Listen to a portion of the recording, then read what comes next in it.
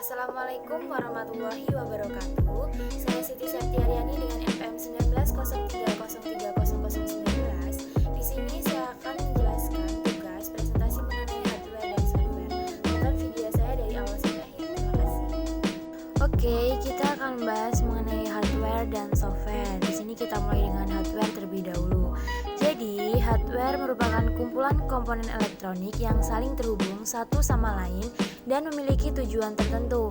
Hardware berperan penting dalam komputer karena fungsinya yang mengolah informasi mentah menjadi suatu informasi yang baru dan berguna. Oke, selanjutnya kita masuk hardware yang dikategorikan menjadi 4 kelompok, yaitu ada yang pertama input device. Jadi teman-teman, input device itu adalah perangkat masukan, artinya perangkat keras yang berfungsi untuk memasukkan data atau perintah ke dalam mesin komputer, yaitu prosesor. Contoh dari input device itu sendiri yaitu ada keyboard, mouse, scanner, joystick, light pen, dan touchpad. Lalu selanjutnya kita masuk yang kedua yaitu ada process device, yaitu alat untuk memproses data-data yang telah dikirim oleh alat input dan kemudian diterjemahkan sesuai dengan perintah yang diberikan. Contoh dari process device itu sendiri yaitu ada prosesor dan RAM.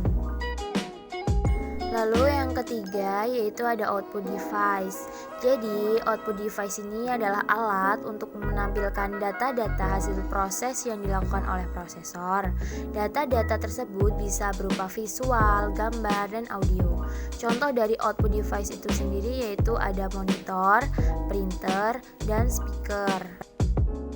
Lalu yang terakhir, yang keempat, yaitu ada storage device. Storage device adalah hardware yang berfungsi untuk menyimpan data yang telah dimasukkan dan juga menyimpan data hasil dari pemrosesan kerja CPU. Storage device terbagi menjadi dua, yaitu memori internal dan memori eksternal. Memori internal itu sendiri merupakan memori yang terdapat dalam CPU yang terdiri dari RAM dan ROM, dan memori eksternal yaitu merupakan media penyimpanan data atau program-program yang bersifat tetap. Contohnya yaitu ada hard disk, CD-ROM, DVD-ROM, flash disk, flash memory, dan lain-lain. Lalu selanjutnya kita masuk ke pembahasan software ya teman-teman. Jadi software merupakan kumpulan perintah-perintah bahasa pemrograman yang tujuannya untuk memfungsikan hardware sebagaimana mestinya. Jadi software itu berfungsi sebagai dasar kebutuhan komputer agar dapat dioperasikan dengan baik. Software memiliki fungsi dalam mengatur hardware atau perangkat keras yang ada pada komputer. Lalu software itu sendiri dibagi menjadi 3 golongan, yaitu ada yang pertama sistem operasi. Perangkat lunak ini berfungsi untuk mengelola dan mengkoordinasikan setiap komponen dan fungsi komputer. Contoh dari sistem operasi atau operating system ini sendiri adalah DOS, Windows, Linux, Novel, Unix, dan lain-lain.